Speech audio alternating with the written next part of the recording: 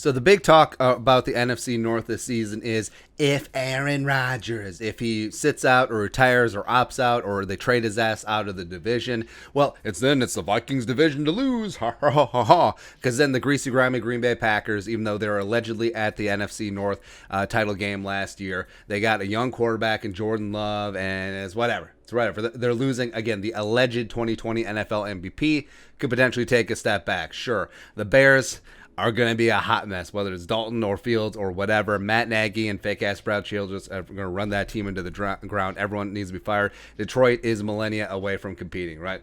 But all the talking heads, all the national media can talk about is like, well, if Aaron Rodgers leaves, I mean, the Vikings should win the division. They should win the division even if Aaron Rodgers stays. Absolutely. I'm just putting it out there right now. These are the expectations. No more qualifiers, no more silver linings, no more moral victories. No, we want best on best. And the Packers fans, for some ungodly reason, think that Aaron Rodgers is their best. Bring it. Bring it. So I want it to work out swimmingly. All of a sudden, hug it out, and get on with life. And Rodgers comes back full preseason, full training camp, and is ready to go for the season. I want best versus best.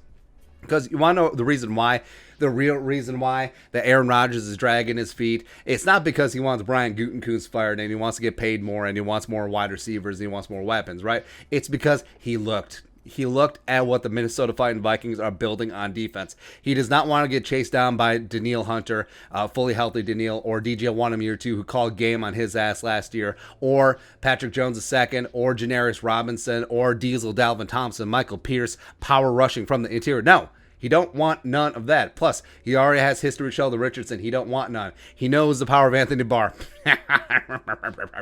He knows Eric Kendricks is the best coverage linebacker in the game. He doesn't want a fully healthy and amazing Harrison Smith surrounded by competency in the secondary. He does not want any of that smoke. He doesn't want Patrick Peterson. He doesn't want Brashad Breeland. He doesn't want Cameron Dancer, you two. He doesn't want any of that. But that is why. That is why he's dragging his feet. But I want Rodgers 100% dialed in, ready to go. You know why?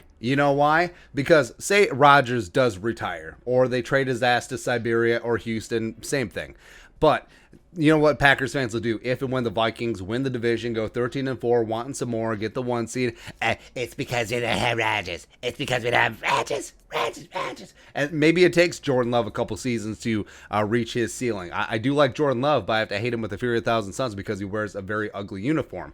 But yeah, maybe that'll be the case. I don't want any of that. I want best on best. Just like Lambeau Field last season where the Vikings were about to whip somebody's ass, put the bang thing on Green Bay in their own damn stadium. That's right. That is right. I want that again. Twice this year. Vikings v. Packers. Ass whooping. No excuses. Absolutely no excuses. Because Rodgers, he's got weapons. He's got protection. The 12-year-old boy can apparently call a play or two. Now, zero excuses.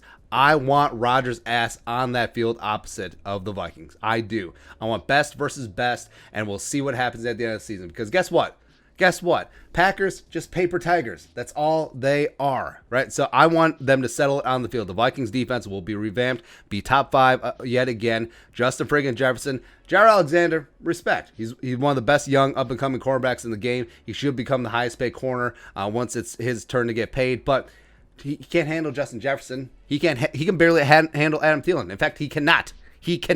So you got the best wide receiver duo in the NFL with a competent offensive line protecting Kirk Cousins, who plows through the Packers. No problem there. Plus, Dalvin Cook basically single-handedly won that Lambeau game last year. He did. He went off.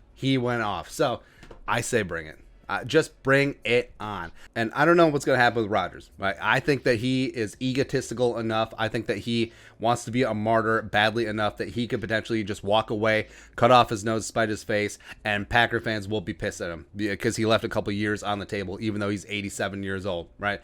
But I think deep down, Mike Zimmer, he wants Rodgers too. He does, even though it would be fun to go up against a young quarterback in Jordan Love who didn't even dress any games during his rookie year.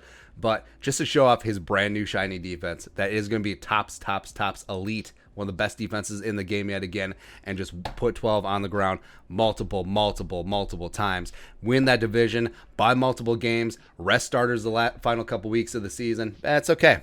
It's okay. But We'll see. I mean, the situation is still messy. It's worth monitoring. But, hey, if Rodgers shows up, ain't the end of the world, man. In fact, that will shift the odds. It will put longer odds on the Vikings to win the division. I'm okay with that. I'll put a couple more jelly beans down. I will rack and stack that thing up, baby, because Vikings should still be prohibitive favorites in the NFC North, even if Aaron Rodgers returns to the Packers. That is all. That is all. That is the full message. Boom.